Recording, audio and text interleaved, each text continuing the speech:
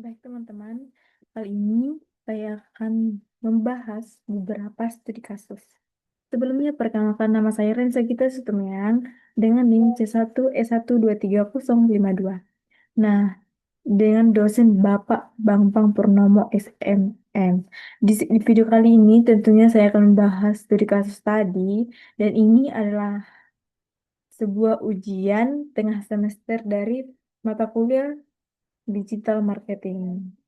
Nah, di mana untuk pertanyaan pertama, yaitu jika saya seorang pengusaha muda di Jambi ini dengan memasarkan produk kopi lokal. Nah, dengan pertanyaan intinya, di sini saya akan disuruh membuat tujuan pemasaran, target pasar, dan kanal digital yang digunakan, serta jenis konten yang akan dibuat. Nah, tujuan dari pemasaran ini tentunya saya ingin meningkatkan penjualan dan memperkenalkan produk kopi lokal ke lebih banyak orang, terutama di daerah Jambi. Selain itu, saya juga membangun kepercayaan dengan citra merek dan agar dikenal sebagai kopi lokal yang enak dan terjangkau. Nah, yang kedua, target pasarnya. Anak muda dan pekerja kantoran di Jambi suka ngopi, terutama yang aktif di media sosial seperti Instagram dan WhatsApp. Mereka biasanya suka cari kopi yang kekinian tapi tetap punya cita rasa khas lokal. Nah, untuk kanal digital yang digunakan, saya fokus pada Instagram untuk promosi dan interaksi dengan pelanggan serta WhatsApp untuk melayani pesanan langsung dan memberikan informasi promo. Untuk jenis konten yang saya akan buat, tentunya itu pada umumnya menggunakan foto dan video singkat tentang proses pembuatan kopi dan keunikan rasanya. Dan juga saya membuat konten testimoni dari pembeli atau teman-teman yang sudah coba. Kemudian saya membuat promo mingguan seperti beli dua gratis satu atau diskon ongkir untuk wilayah Jambi. Nah, kemudian untuk cara mengukur keberhasilan kampanye, tentunya saya melihat peningkatan penjual, meni- cara mengukurnya, saya itu melihat peningkatan jumlah followers dan interaksi di Instagram seperti like, komen, dan DM. Dan juga jumlah pesanan yang masuk lewat WhatsApp, jumlah pelanggan baru yang tahu produk di media sosial. Nah, untuk tugas kedua, yaitu dengan pertanyaan analisis strategi digital marketing UMKM. Nah, untuk itu saya disuruh menganalisis kemungkinan penyebab penurunan tersebut dari sudut sudut pandang digital marketing dan serta diberikan solusi strategis yang dapat diterangkan untuk meningkatkan penjualan kembali. Nah, di sini meskipun aktif di media sosial, penurunan penjualan bisa terjadi. Mengapa demikian? Karena beberapa hal. Kemungkinan penyebabnya yaitu konten yang monoton atau kurang menarik, tidak ada strategi promosi yang jelas, serta kurang interaksi dengan pelanggan, dan juga bisa karena target pasar tidak tepat atau posting tidak konsisten. Jadi, pelanggan itu kehilangan minat.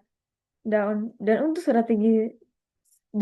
strateginya yaitu tentunya membuat konten kembali yang lebih menarik dan relevan seperti foto produk dan estetik dan video outfit mix and match.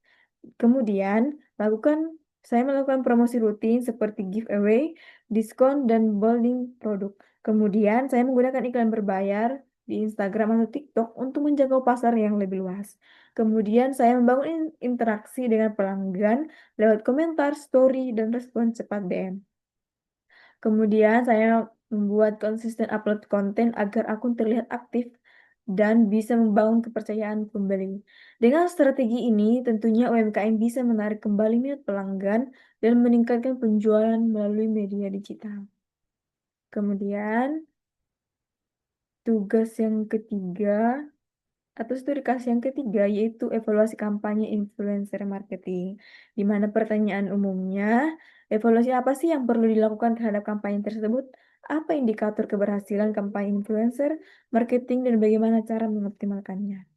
Tentunya teman-teman evaluasi kampanye influencer marketing ini penjualan yang tidak sesuai dengan harapan bisa terjadi karena beberapa hal juga, seperti influencer yang dipilih kurang cocok dengan target pasar, pesan promosi tidak jelas, atau konten yang dibuat kurang menarik dan tidak meyakinkan. Nah, untuk evaluasi yang perlu dilakukan, tentunya kita melihat influencer sesuai dengan audiens produk, misal punya followers yang memang tertarik dengan skincare. Kemudian tinjauan kualitas konten promosi, apakah sudah menggambarkan manfaat produk dengan baik, dan juga melihat strategi waktu posting dan beberapa aktif influencer berinteraksi dengan followers.